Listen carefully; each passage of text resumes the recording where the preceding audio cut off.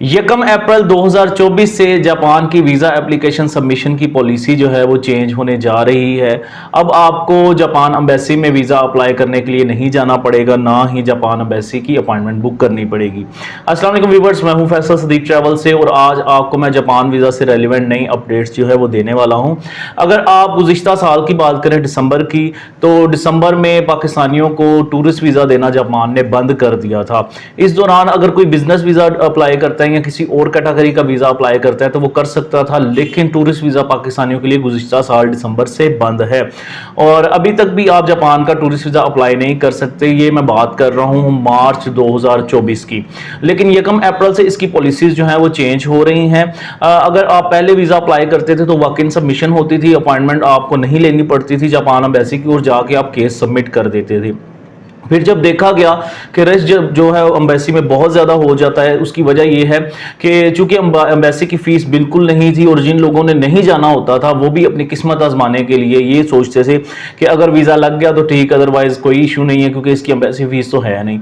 तो ये चीज़ मद्देनज़र रखते हुए एप्लीकेंट जो है वो वीज़ा अप्लाई धड़ाधड़ कर रहे थे, रश बहुत ज़्यादा था और उस वजह से उन्होंने अपॉइंटमेंट देना स्टार्ट कर दी। पहले विदाउट अपॉइंटमेंट केसेस सबमिट होते थे और फिर उन्होंने एम्बेसी ने अपॉइंटमेंट देना स्टार्ट कर दी और जब अपॉइंटमेंट मिलना स्टार्ट होगी तब भी अपॉइंटमेंट जो है वो ब्लैक में सेल होना शुरू हो गई। उसकी वजह ये थी, उसके बावजूद भी इतना ज़्यादा रश था कि लोगों ने ब्लैक में अपॉइंटमेंट जो है वो सेल करना शुरू कर दी और अपॉइंटमेंट मिलना बहुत मुश्किल हो गया था। आम बंदा उसकी अपॉइंटमेंट बुक ही नहीं कर सकता था। तो फिर उन्होंने टूरिस्ट वीज़ा देना जो है वो पाकिस्तानियों को सिरे से ही बंद कर दिया, लेकिन दीगर कैटेगरी जो है वो स्टार्ट थी। लेकिन अब 1 अप्रैल से 2024 से इनकी पॉलिसी जो है वो चेंज हो रही है। अब आपको किसी भी किस्म की वीज़ा एप्लीकेशन सबमिट करवाने के लिए किसी भी कैटेगरी की जापान एम्बेसी में नहीं जाना पड़ेगा, ना ही जापान एम्बेसी की अपॉइंटमेंट आपको बुक करनी पड़ेगी। अब जो लेटेस्ट पॉलिसी है उसके मुताबिक आपको जापान वीज़ा हासिल करने के लिए गैरीज वीज़ा ड्रॉप बॉक्स में जाना पड़ेगा। इससे पहले इसकी फ़ीस नहीं थी और अब भी इसकी जापान की एम्बेसी की फ़ीस तो नहीं होगी, लेकिन जिस तरह चाइना की एम्बेसी की फ़ीस अभी भी नहीं है, लेकिन चाइना को भी Gary's visa drop box deal कर रहा है और जापान को भी अब 1 अप्रैल से गैरीज वीज़ा ड्रॉप बॉक्स ही जो है वो डील करेगा। लेकिन गैरीज वालों की जो है अपने सर्विस चार्जेस होंगे और अपॉइंटमेंट की फीस भी होगी। इससे रेलिवेंट जो लेटेस्ट इंफॉर्मेशन है वो हम आपको 1 अप्रैल को ही बता सकते हैं, लेकिन इसमें जो लोग टूरिस्ट पॉइंट ऑफ व्यू से जाना चाहते हैं उनके लिए मैं सजेशन देना चाहूँगा, कोशिश करें फर्स्ट या सेकंड वीक में जल्द से जल्द अप्लाई करें।